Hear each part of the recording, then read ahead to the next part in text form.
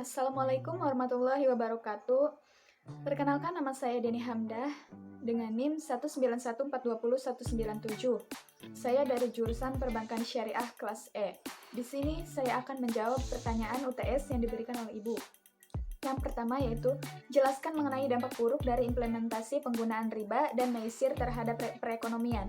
Dampak negatif riba pada ekonomi yaitu mengakibatkan distribusi kekayaan tidak adil, menumbuhkan kesenjangan sosial, hancurnya sumber-sumber ekonomi, lemahnya perkembangan ekonomi, mengakibatkan banyaknya pengangguran, negara terjebak dalam hutang, dan menghambat masyarakat untuk berinvestasi. Dampak negatif maisir, jika seseorang sudah seringkali melakukan maisir, mereka akan sulit untuk berhenti begitu saja. Apalagi bisa memberikan keuntungan yang banyak. Dampak negatif yang besar salah satunya yaitu merugikan diri sendiri, khususnya pikiran dan hati. Nomor yang kedua, fungsi dari Dewan Pengawas Syariah atau DPS. Memberikan nasihat dan saran kepada direksi serta mengawasi kegiatan bank agar sesuai dengan prinsip syariah. Menilai dan memastikan pemenuhan prinsip syariah atas pedoman operasional dan produk yang dikeluarkan bank, dan mengawasi proses pengembangan produk baru bank. Fatwa DPS terkait tabungan. Poin yang pertama, tabungan ada dua jenis. Yang kesatu yaitu tabungan yang tidak dibenarkan secara syariah, yaitu tabungan yang berdasarkan perhitungan bunga. Yang kedua, tabungan yang dibenarkan, yaitu tabungan yang berdasarkan prinsip mudharabah dan wadiah. Selanjutnya, ada poin yang kedua, ketentuan umum tabungan berdasarkan mudharabah. Yang pertama, nasabah bertindak sebagai sahibul mal atau pemilik dana, dan bank bertindak sebagai mudarib atau pengelola dana. Yang kedua, bank dapat melakukan berbagai macam usaha yang tidak bertentangan dengan prinsip syariah dan mengembangkannya, termasuk di dalamnya mudharabah dengan pihak lain. Yang ketiga, modal harus dinyatakan dengan jumlahnya dalam bentuk tunai dan bukan piutang. Yang keempat, pembagian keuntungan harus dinyatakan dalam bentuk nisbah dan dituangkan dalam akad pembukaan rekening. Yang kelima, bank sebagai mudarib penutup biaya operasional tabungan dengan menggunakan nisbah keuntungan yang menjadi haknya. Yang keenam, bank tidak diperkenankan mengurangi nisbah keuntungan nasabah tanpa persetujuan yang bersangkutan. Poin yang ketiga yaitu ketentuan umum tabungan berdasarkan wadiah. Yang pertama, bersifat simpanan. Yang kedua, simpanan bisa diambil kapan saja atau on call, atau berdasarkan kesepakatan. Yang ketiga, tidak ada imbalan yang diisyaratkan kecuali dalam bentuk pemberian atau adhaya yang bersifat sukarela dari pihak bank. Selanjutnya yaitu nomor yang ketiga, kendala pengembangan BMT.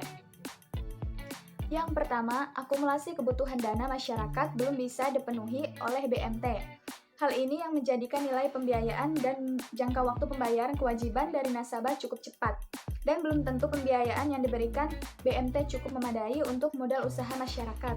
Yang kedua, walaupun keberadaan BMT cukup dikenal, tetapi masih banyak masyarakat berhubungan dengan rentenir. Hal ini disebabkan masyarakat membutuhkan pemenuhan dana yang memadai dan pelayanan yang cepat, walaupun ia membayar bunga yang cukup tinggi. Ternyata ada beberapa daerah yang terdapat BMT masih ada rentenir. Artinya, BMT belum mampu memberikan pelayanan yang memadai dalam jumlah dana dan waktu. Yang ketiga, beberapa BMT cenderung menghadapi masalah yang sama. Misalnya nasabah yang bermasalah. Kadang ada satu nasabah yang tidak hanya bermasalah di satu tempat, tetapi di tempat lain juga bermasalah.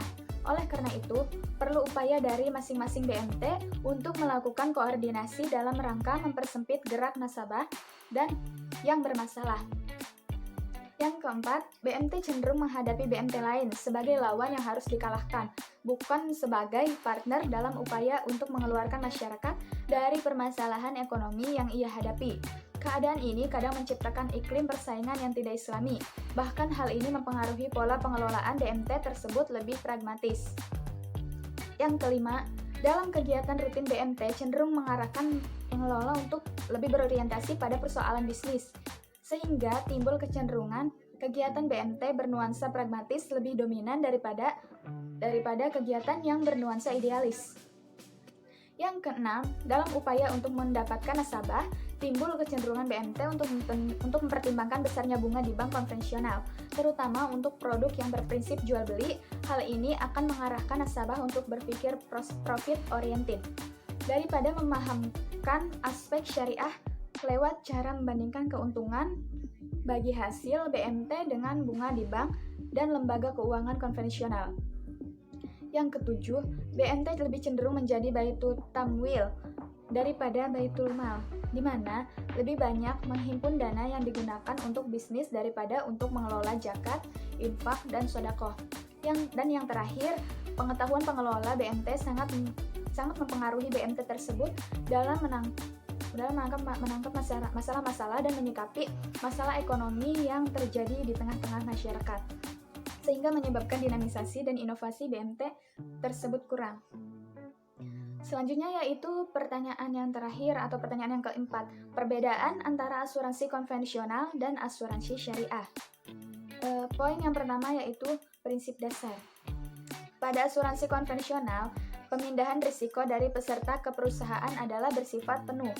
Secara sepenuhnya, asuransi akan menanggung risiko atas nama tertanggung, baik untuk aset, kesehatan, dan jiwa. Ini tentunya menyesuaikan dengan catatan yang berlaku. Pada asuransi syariah, tertanggungan risiko adalah antara perusahaan asuransi dengan peserta. Peserta saling membantu dan tolong-menolong. Pengumpulan dana dikelola dengan cara membagi risiko kepada perusahaan dan peserta asuransi itu sendiri.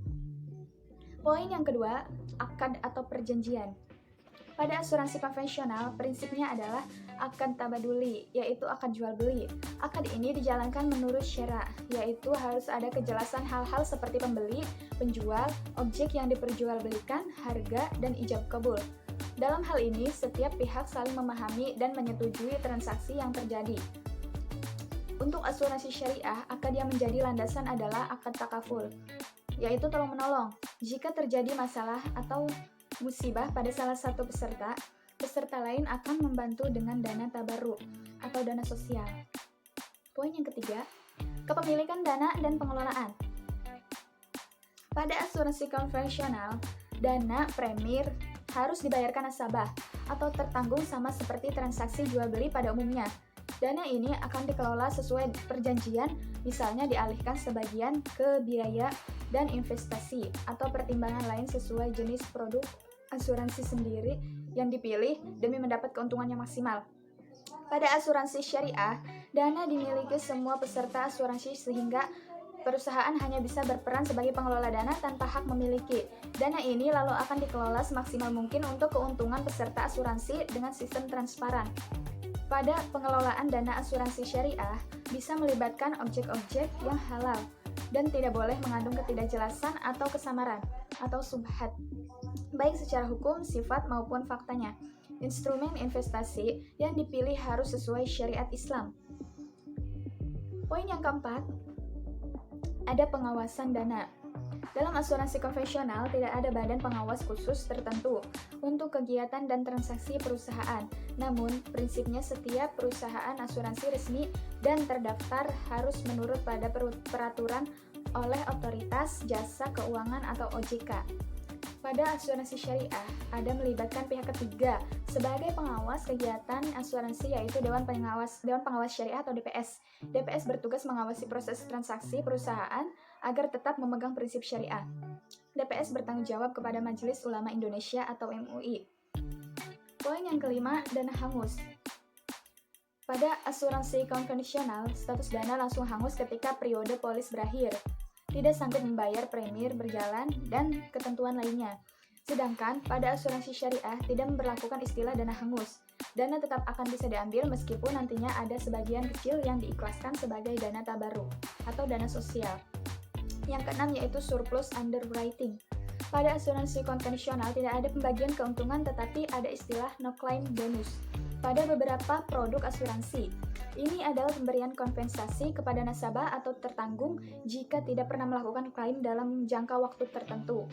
Sedangkan pada asuransi syariah ada sistem surplus underwriting bagi semua peserta asuransi. Pembagian keuntungan bersifat pro rata. Yang ketujuh, wakaf dan zakat. Wakaf adalah penyerahan hak milik atau harta benda yang tahan lama kepada penerima wakaf atau nazir dengan tujuan demi kemaslahatan umat. Karena wakaf memiliki manfaat perlindungan, peserta asuransi atau nasabah dapat mewakafkan manfaat asuransi berupa santunan asuransi meninggal dunia dan nilai tunai polis. Zakat adalah harga tertentu yang wajib diberikan oleh umat Islam kepada golongan yang berhak menerima. Misalnya fakir miskin. Zakat bersifat wajib pada asuransi syariah dan diambil dari besarnya keuntungan perusahaan. Aturan wakaf dan zakat tidak ada pada asuransi konvensional. Pembayaran polis bisa diberikan kepada ahli waris sesuai dengan ketentuan yang berlaku. Dan yang terakhir, pembayaran klaim polis. Pada asuransi konvensional akan menanggung klaim asuransi nasabah dari dana perusahaan, sesuai ketentuan polis yang berlaku tentunya. Dikarenakan polis bersifat individu, hanya boleh diatasnamakan oleh satu orang saja, terkecuali memang ada manfaat polis tentunya yang punya fasilitas keluarga. Pada asuransi syariah, akan mencairkan dana tabungan bersama untuk membayar klaim nasabah. Pada asuransi ini, sebuah polis bisa diatasnamakan per keluarga inti, misalnya ayah, ibu, dan anak. Seluruh keluarga akan mendapatkan perlindungan, rawat inap rumah sakit. Klaim juga biasa dibayarkan dengan sistem cashless atas semua tagihan yang timbul tanpa menutup kemungkinan double claim terhadap asuransi lain. Baiklah, itu saja yang bisa saya sampaikan. Terima kasih, kurang dan lebihnya saya mohon maaf. Billahi taufiq wal hidayah. Wassalamualaikum warahmatullahi wabarakatuh.